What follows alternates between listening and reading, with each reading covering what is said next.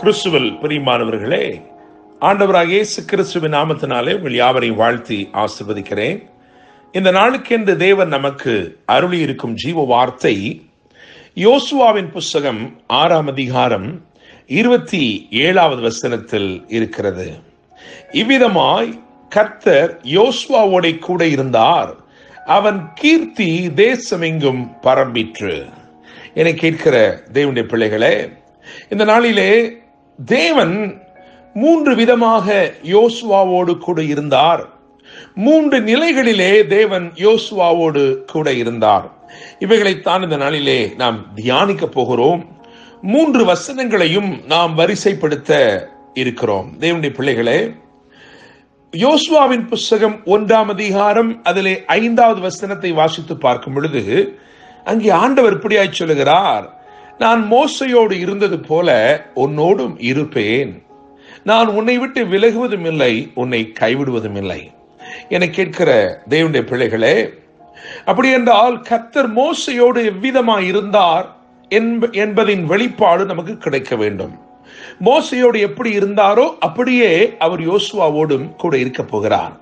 ஒருவேளை மோசையோடு கூடவே இருந்த யோசுவாவுக்கு அது நன்றாய் தெரிந்த ஒரு சம்பவமாய் இருக்கும். மோசையோடு தேவன் எப்படி இருந்தார் என்பதை இளைஞனாக அல்லது வாலிபனாக மோசையை பற்றி கொண்டிருந்த யோசுவாவுக்கு நன்றாய் தெரிந்த காரியம். ஆனால் நமக்கு அது தெரியாது. எனவே வேதத்திலே சொல்லப்பட்டிருக்கிற வசனத்தின் வெளிச்சத்திலே தேவன் எவ்விதமாய் மோசையோடு இருந்தார் என்பதை நாம் தியானிக்கலாம். 3 விதமாக கர்த்தர் மோசையோடு இருந்ததாக வேதம் சொல்கிறது. அப்படியே யோசுவாவோடும் தேவன் இருந்தார்.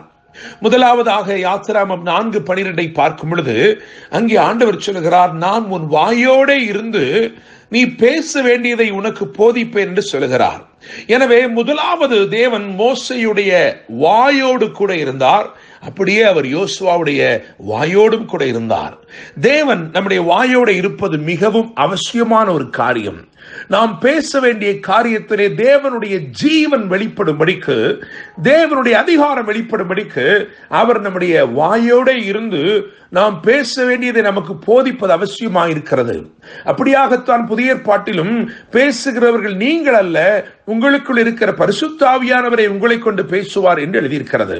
எனவே தேவன் நம்முடைய வாயோட இருந்து நமக்காக பேசுவது அல்லது நம் சார்பிலே பேசுவது மிகவும் அவசியமாயிருக்கிறது. அதற்காகத்தான் அவர் அந்நிய பாஷைகளெல்லாம் நமக்கு அருளி இருக்கிறார். இரண்டாவதாக யாத்திராகமத்தின் புஸ்தகம் 8ஆம் அதிகாரம் 18-19 ஆகிய வசனங்களை வாசித்து பார்க்கும் பொழுது அங்கே மந்திரவாதிகள் சொல்லுகிறார்கள், இது மோசையுடைய விரல் அல்ல, இது தேவனுடைய விரல் என்று சொல்கிறார்கள். அவர்கள் பேன்களை பிறப்பிக்கும்படிக்கு பிரயத்தனம் செய்து அவர்களால் முடியவில்லை என்று வந்தபோது அவர்கள் சொன்னார்கள், இது தேவனுடைய விரல் என்று சொல்லி. அப்படியாக மோசையுடைய விரல்களோட அவர் கூட இருந்தார். எனவே அவன் செய்கிற காரியங்கள் எல்லாம் வாய்த்தது. தேவனுடைய பிள்ளைகளே, இன்று கர்த்தர் நம்முடைய விரல்களோடு இருப்பது மிகவும் அவசியமான காரியம். நிச்சயமாய் தேவன் உங்கள் விரல்களோட கூட இருந்து நீங்கள் செய்கிற காரியங்களை வாய்க்க பண்ணுவார். மூன்றாவதாக யாத்திராகமத்தின் புஸ்தகம் 33ஆம் அதிகாரம் 15-17 வரை உள்ள வசனங்களை வாசிக்கும் பொழுது அங்கே அவனுடைய வழிகளில் அவனோட கூட இருந்தார். என்னை கேட்கும் தேவனுடைய பிள்ளைகளே, அவர் நம்மோடு கூட வழி நடந்து வருவார் என்று சொன்னால் நம்முடைய பாதைகள் எல்லாம் சமாதானம். தேவனுடைய பிள்ளைகளே, நிச்சயமாக இந்த 3 விதமாய் தேவன் யோசுவாவோடு கூட இருந்தார். மாத்திரமல்ல, 3 நிலைகளிலே யோசுவாவோடு தேவன் இருந்தார். அதைத்தான் இன்னைக்கு முக்கியமாய் பார்க்க போகிறோம். யோசுவா 1ஆம் அதிகாரம் 5 மற்றும் 6 ஆகிய வசனங்களை பார்க்கும் பொழுது அங்கே ஆண்டவர் சொல்லுகிறார், நான் உன்னை விட்டு விலகுவதும் இல்லை, உன்னை கைவிடுவதும் இல்லை, உயிருள்ள நாளெல்லாம் ஒருவனும் உனக்கு முன்பதாக எதிர்த்து நிற்பதில்லை. ஒரு வெர்ஷன்ல எழுதியிருக்கிறது, nobody will have the will and power to compete with you. உன்னோடு கூட போட்டியிடுவதற்கு கூட ஒருவரும் இருக்க மாட்டார்கள். காரணம், தேவன் உன்னோடு கூட இருக்கிறார் என்று சொன்னால் அப்படிப்பட்ட ஜெயத்தை உன் வாழ்க்கையிலே தருகிறார். இந்த முதல் பகுதியிலே, அதாவது யோசுவா 1:5-6 வாசிக்கும் பொழுது அங்கே பங்கிட்டு கொடுக்கும் போது தேவன், என கேட்கிற தேவனுடைய பிள்ளைகளே, ஒரு பங்கும் இல்லாமல் ஒன்றுமே இல்லாதவனாய் புறப்பட்ட இந்த யோசுவாவை பார்த்து சொல்லுகிறார், அப்பா, நான் என்னுடைய தாசனாகிய மோசே மூலமாய் வாக்கு பண்ணப்பட்ட அல்லது ஆபிரகாமுக்கு உடன்படிக்கை பண்ணி நான் கொடுத்த அந்த பெரிய சுதந்திரத்தை நீதான் பங்கிட்டு கொடுக்க போகிறாய். என்னை கேட்கும் தேவனுடைய பிள்ளையே, இதை கேட்டுக்கொண்டிருக்கிற உன் வாழ்க்கையில இப்பொழுது ஒன்றுமே இல்லாமல் இருக்கலாம். ஆனால் இந்த தேவன் உன்னோடு கூட இருப்பார் என்றால் அநேகருக்கு பங்கிட்டு கொடுக்கும் பெரிய ஆசீர்வாதத்தை உன் கரத்திலே அவர் ஒப்புவித்து உன் மூலமாய் அந்த பெரிய காரியத்தை செய்யும் நாட்கள் சீக்கிரமாய் வரும் தேவனுடைய பிள்ளைகளே. எனவே பங்கிட்டு கொடுக்கும் போது தேவன். இரண்டாவதாக யோசுவாவின் புஸ்தகம் 3ஆம் அதிகாரம் 7ஆம் வசனத்தை பார்க்கும் பொழுது அங்கேயும் இதே வார்த்தை சொல்லப்பட்டிருக்கிறது. நான் உன்னோடு கூட இருக்கிறேன் என்று சொல்லி, மோசையோடு இருந்தது போல உன்னோடு கூட இருக்கிறேன் என்று எழுதப்பட்டிருக்கிறது.